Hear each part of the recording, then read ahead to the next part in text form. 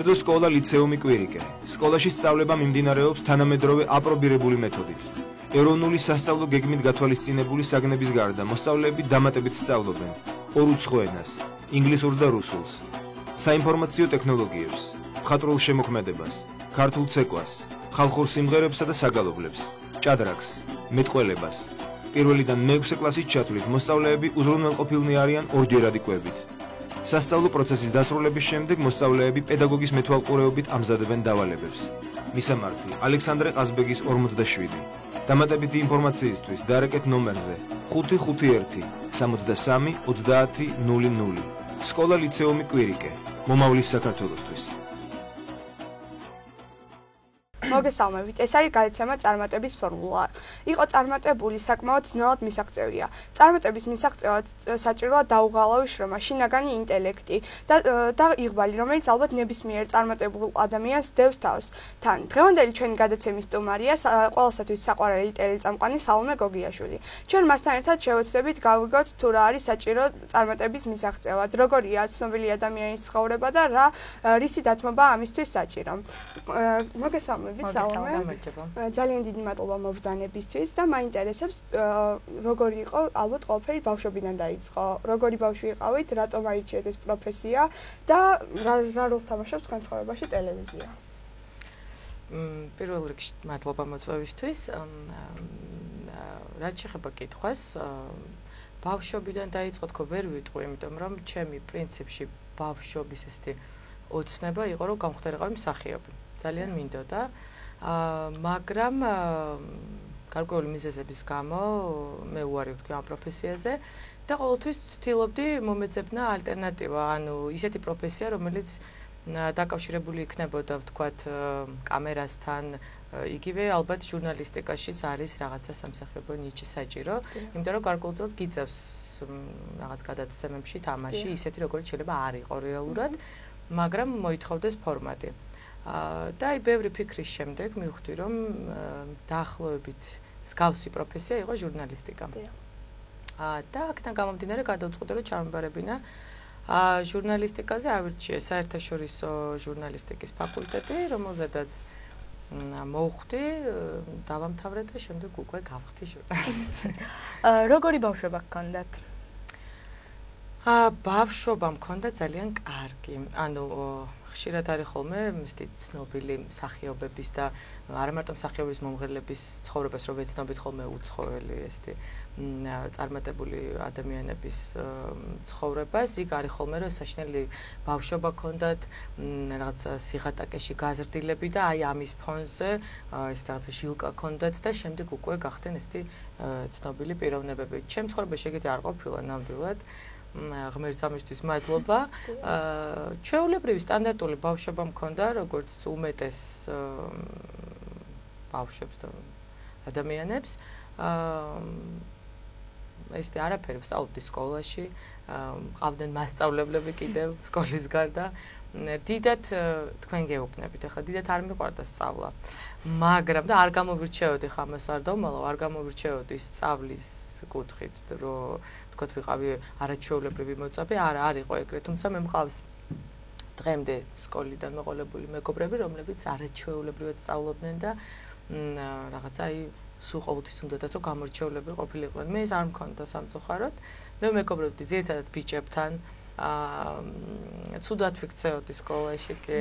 ეგეც იყო ჩემ ბავშვობაში, თუმცა ეხლა ძალიან სასაცილოა ამას რომ ვიხსენებდი, იმიტომ რომ ისეთ პერიოდში მომიწია სწავლა, როდესაც ნაკლებად ექცეოდა სწავლას ყურადღება, იმიტომ რომ იქ ომი იყო, იქ პრობლემები იყო და ასე შემდეგ და ასე შემდეგ.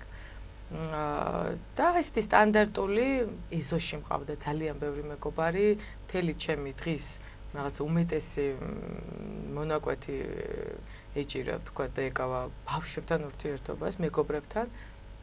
ვქონდა თქვა რაღაცა თამაშები, რომელსაც რა თქმა უნდა ეზოში ვთამაშობდი, ეს ახლა აღარ არის დაიკარგა, იმიტომ რომ ეზოში ბავშვი ახლა ძალიან იშვიათად თუ ნახავ, უფრო კომპიუტერი და ასე შემდეგ. ეს ყველაფერი შეიცვალა. ამიტომ მე მქონდა აი ჩემ პერიოდში სტანდარტული ბავშვობა, კარგი, რომელსაც ეხლაც ძალიან კარგად ვიცი. საერთოდ ის გამონახვა ხალხთან არ გიჭირდათ არასდროს. არა, ესეთი კონტაქტო არ ვიყავი. თუმცა ღრმა ბავშვობაში, როდესაც უფრო პატარა ვიყავი ასაკი და სანამ თქვა სკოლის ასაკამდე მივიდოდი, მაშინ უფრო ჩაკეტილი ვიყავი, უფრო დედაზე დაწეპებული და აი ამით გამოვრჩევდი, სულ მინდოდა დედასთან და დედის მეგობრებთან ერთად ყოფნა, რაც ახლა ჩემ შულს ძალიან ასე ვთქვათ, ახასიათებს. რას თვით ადამიანის წარმატებას მიღწევა და რა არის თქვენთვის ის, რომ ხართ ბედნიერი, რომელიჩი ხართ ყველაზე ბედნიერი? იცი რა, ადამიანის წარმატება ბევრად შეიძლება გავშალოთ ეს თემა და ძალიან ბევრი ვისაუბროთ ამაზე, იმიტომ რომ ყველა ადამიანს წარმატების ფორმულა აქვს განსხვავებული თვალით დანახული. მე მაგალითად ჩემთვის წარმატება, რა თქმა უნდა, არის ის, რომ მე დღეს თქვათ ვარ ჟურნალისტი, რომ მე მომეცა საშუალება თქვათ ბევრი გადაცემის წაყვანის, თუმცა ეს ჩემთვის ისეთი წარმატება არ არის, რამდენადაც ჩემთვის ყველაზე დიდი წარმატებად თუ შეიძლება ჩაითვალოს არის ხალხის სიყვარული. იმიტომ რომ შენ შეიძლება წაიყვანო ძალიან ბევრი გადაცემა, ვთქვათ, რაღაცა ეტაპზე დაგერქვას, რომ ხარ წარმატებული, მაგრამ გარეთ რომ გამოხვალ სტუდიიდან, იმდენად არ უყვარდა ხალხს, რომ ის შენი წარმატება დარჩეს სტუდიაში. ანუ ალბათ კი არა და ჩემთვის ეგრეა. ჩემთვის წარმატება არის, რომ მე დღეს არ ვიცი, ჩემთვის ღირებულ ადამიანებს ძალიან უყვარვარ და ეს არის ჩემთვის წარმატება. რამდენად მნიშვნელოვანია სხვისი აზრი თქვენი პროფესიისადმი? იცი რა არის, სხვისი აზრი ნაკლებად მაინტერესებს სიმართლე რომ გითხრათ. ჩემთვის საინტერესო არის ჩემი ოჯახის აზრი, ჩემი ძალიან ახლობლების აზრი, რომლებიც ყველაზე მეტად კრიტიკულად არიან ჩემს მიმართ განწყობილი. ყველაზე დიდი ესეთი კრიტიკოსი მყავს დედა და ქმარი, რომლებიც არც ერთ შეცდომას არ მპატიობენ. რაც არ უნდა მე კარგად ვთქვა წავიყვანო გადაცემა, მე თვითონ ვიყო კმაყოფილი ჩემი თავით, სახში რომ ბრუნდები, აი ვიცი ზუსტად რა მელის, იმიტომ რომ სულ ეძებენ რაღაცას, რითიც შეიძლება გამაკრიტიკონ და ის კრიტიკა ჩემთვის ღირებულია. მე ვერ მივიღებ ვერცად შემთხვევაში კრიტიკას, როდესაც ხა სოციალური ქსელი, ხო, ყველას გვაქვს Facebook-ი, ასა მე არ ვღებულობ იმ კრიტიკას, როდესაც ვხედავ, რომ შეუმდგარი ადამიანი ზოგადად ისე, რომელიც უბრალოდ ზის და 24 საათი აი ამ სოციალური ქსელით არის დაკავებული, ის ადამიანი, როდესაც მე მაკრიტიკებს, იმის კრიტიკას მე არ ვღებულობ, იმიტომ რომ არ არის ჩემთვის კომპეტენტური და ამიტომაც არც დიდად არ მატარდებს. მივიღებ პროფესიონალისგან კრიტიკას, ჩემზე ბევრად გამოცდილი ადამიანისგან და კიდევ ერთხელ გავმეორდები, ჩემთვის ღირებული ადამიანებისგან ამ კრიტიკას ვღებულობ. ოჯახი ვახსენეთ ახლა და მაინტერესებს რა როლს თამაშობს თქვენ საქმიანობაში ოჯახი, როგორ გეხმარებათ და როგორ ათავსებთ ოჯახს და პროფესიას ერთმანეთთან? ეგ ცოტა რთული საკითხია, იმიტომ რომ მყავს ორი შვილი, რომლებსაც ჭირდებათ მაქსიმალური ყურადღება და თან არიან ძალიან პრეტენზიული ბავშვები, მინდა გითხრათ, ანუ ყოველთვის უნდათ რომ ყურადღების ცენტრში იყვნენ. ჩემი ესეთი დატვირთული გრაფიკიდან გამომდინარე, ყველა მეკითხება ხოლმე, რომ როგორ ახერხებ, იმიტომ რომ არ არსებობს აი რაღაცა წუთიც, საათიც თუ მე მაქვს თავისუფალი, მე როდესაც ბრუნდები სამსახურიდან იმის საშუალება მე არ მაქვს ხოლმე ხშირად, რომ თქვა აი წამოვწვე და ცოტა ხანი ვიყო მარტო, იმიტომ რომ თქვენც იცით, რამდენად რთულია იყო ჟურნალისტი და წაიყვანო თან მით უმეტეს ისეთი გადაცემა, რომელიც იცი რომ შენზეა დამოკიდებული, შენ თუ არ დადებ რეიტინგს, ცხადია რომ ის გადაცემაც აღარ იქნება. ამიტომ სახში რომ მივდივარ იმის მაგალითად რომ წამოვწვე დავისვენო, ვიცი ზუსტად და ვემზადები ფსიქოლოგიურად რომ მივალ სახში, უნდა გავართო, იმიტომ რომ მე რო ვაჩენდი შვილებს, ვიცოდი რომ მათ ჭირდებათ დედა და ისინი ვერ ხვდებიან რომ იცი რა შენ იღლები, მაგას არ აქვს მაგათთვის მნიშვნელობა, ამიტომ ვარ ჩვეულებრივი ჯამბაზის სახში. თუ მოგეცემათ საშუალება შემიძლია გადაგაღებინოთ რა ხდება ჩვენთან ოფიციალურად ვარ 4 წლის, როცა ვბრუნდები სახში და ყირაზე ვდგევათ. ეს ბავშვების ხელშეწყობა ეს არის, რომ ვიხარჯები ბოლომდე და ღამე გათიშულს ბძინავს. რაც ეხება ჩემს მეუღლეს, არ ვიცი, ქართველი აზიატი მამაკაცებისგან არ ვართ განებივრებული ქალები, რომ მაქსიმალურად ხელი შეგიწყოს და მოგცეს ყველაფრის უფლება. თუმცა ამაში ჩემი მეუღლე ძალიან მეხმარება, იმიტომ რომ რაღაცები დათმო, იმიტომ რომ იცის რომ ეს ჩემთვის ძალიან ღირებულია და მე ვგიჟდები ჩემ პროფესიაზე და მოდის რაღაც დათმობაზე, თუმცა ვიცი რომ ყოველთვის მაგ სხვა არის, იმას არ უნდა გადავწდე. რაღაცა გადაცემები არის არ წამაყვანინებს, ვიცი და ამიტომ არც ვფიქრობ ეგეთ გადაცემაზე. არის რაღაცა ვთქვათ ჩემ პროფესიაში ისეთი, თუნდაც ის რომ რაღაცა მე შეიძლება გამოვთქვა გადაცემაში აზრი, მე ვიცი რომ ეს ჩემ მეუღლეს დისკომფორტს შეუქმნის, ამიტომ რაღაცები მაქვს მოკლედ ნორმები. ამიტომ ხელშეწყობა მე ვფიქრობ რომ აუცილებელია ოჯახიდანაც ელემენტალურად გადაცემა რომ მიმყავს, მე თუ ვარ ცუთხასიათზე, ვთქვათ ოჯახიდან მომყვება პრობლემა, ის გადაცემა ყოველთვის ჩავარდნილია. ამიტომ ვთვლი რომ დიდ როლს თამაშობს ოჯახი, რა განწყობით მოდიხარ, როგორი ხელშეწყობა გაქვს და თანადგომა, რაც მთავარია. სალომე, როდესაც გადაწყვიტეთ, გამხდარიყავით ჟურნალისტი, ხომ არ ყოფილა მშობლებისგან რაიმე პრობლემა? ან მათი აზრი? იცი რა, არა, პრობლემა მქონდა, აი მინდოდა როგორც უკვე თავიდან ვახსენე, მინდოდა ძალიან ყოფილიყო იმ მსახიობი, რაზეც მამისგან მივიღე უარი, სასტიკი და მითხრა რომ ზოგადად არ იყო ადამიანი, რომელიც ყოფილს მიგრძალავდა, იყო ისეთი ქართველი აზიატი მამა, დრო მქონდა განსაზღვრული სახლში როდის უნდა მოვსულიყავი, მქონდა ადგილები, სადაც რა თქმა უნდა არ მიშვებდა და ეს ჩემთვის ნორმაა კი არა და მივესალმები ეგეთ რაღაცა ურთიერთობას ხო მამა-შვილს შორის, იმიტომ რომ ჩემთვის არ ვიცი, მიუღებელია დღეს რო ვხედავ თუნდაც 14-15 წლის გოგოს სადღაც ღამის კლუბში და განუსაზღვრელი დროით და რაღაც არ ვიცი. მოკლედ ეს ჩემთვის მიუღებელია. აქედან გამომდინარე მე ეხლა ვხვდები, მაშინ რატო ამიგძალა ეს პროფესია. იმიტომ რომ მყავს ძალიან ბევრი მსახიობი მეგობარი და მე რო ვხედავ ისინი რა რეჟიმით ცხოვრობენ, მართლა ძალიან რთულია და პირველი რაც იყო, რატომაც იყო აკრძალვა, რომ მითხრა მე ვერ შევეგუები იმას, რომ შენ მოხვიდე დილის 5 საათზე, ვთქვათ რეპეტიციებიდან გამომდინარე. მე ვერ შევეგუები იმას, რომ შენ წახვიდე გასტროლებზე თვეობით და არ ვიცოდე სად ხარ. და ბოლო უნდოდა რომ ყოფილიყავი ისეთი ქართველი სტანდარტული დედა, ყოლოდა კარგი ოჯახი და მიმეხედა უფრო ოჯახისთვის და არა გადამყარები ვიყავი თქვათ იგივე სპექტაკლებზე ხო. ამიტომაც ამიგრძალა ეს პროფესია, მაგრამ მაინც გავწვერი და ვიპოვე ისეთი, სადაც მაინც ძალიან დატვირთული ვარ და მაინც მიწევს ხოლმე ესეთი რაღაცა. და თქვენ ჟურნალისტი ბრძანდები და გიფიქრიათ იმაზე, რომ არ არსებობდეს ეს პროფესია, რა პროფესიას აირჩევდით?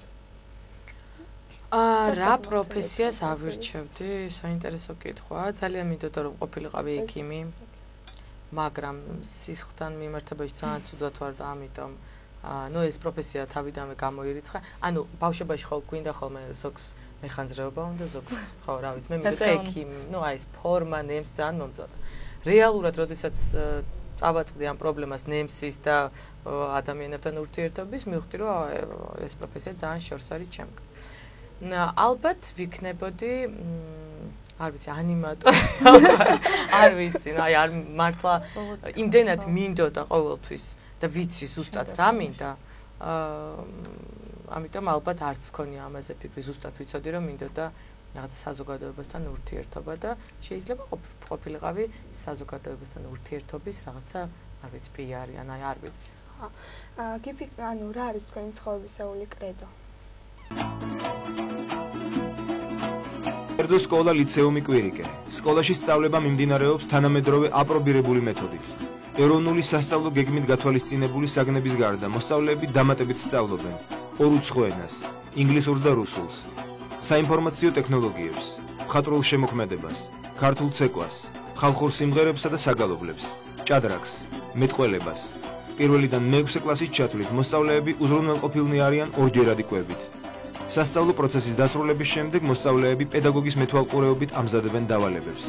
მისამართი: ალექსანდრე ყაზბეგის 47. დამატებითი ინფორმაციისთვის დარეკეთ ნომერზე 551 63 30 00. სკოლა ლიცეუმი კვირიკე. მომავლის საქართველოსთვის.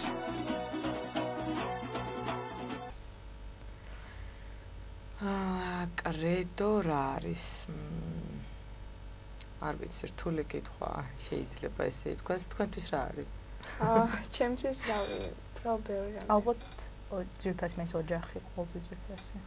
ხო, რა თქმა უნდა. ჩემთვის ამ ეტაპზე ოჯახია. იმიტომ რომ შეიძლება იყოს ძალიან წარმატებული და სხვათა შორის იმ დღეს მეგობრებთან განვიხილავდით ამ თემას. რა არის ქალისთვის წარმატება. ჩემთვის რაც არ უნდა წარმატებული ჟურნალისტი იყო, რაც არ უნდა ესეთი ზვირად ანაზღაურებადი ჟურნალისტი იყო და შენ იყო კმაყოფილი შენი თქვათ პიროვნებით. მაინც სახში რომ ბრუნდები, შენ რჩები ის რაც ხარ და არა თქვათ ის ჟურნალისტი, რომელსაც მაყურებელი გხედავს. მაინც სახში რომ ბრუნდები, გჭირდება საყვარელი შვილი, საყვარელი მეუღლე, დედა, ოჯახი. როდესაც გაქვს მარტო ერთი და თქვათ ხარ მარტო წარმატებული, არ ხარ შემდგარი. როდესაც გყავს თქვათ მარტო ოჯახი და შენი თავი გაქვს დაკარგული, არ ხარ რეალიზებული, მაშინაც გაკლია. ანუ მე ვფიქრობ, რომ ორივე ერთად როდესაც არის, მაშინ ხარ შემდგარი და ხარ წარმატებული და ამ ეტაპზე მე ვფიქრობ, რომ ჩემთვის მთავარი მაინც არის ჩემი ოჯახი, საიდანაც ყველანაირ ენერგიას, ყველანაირ სითბოს და იმ სიყვარულს მე ვიღებ.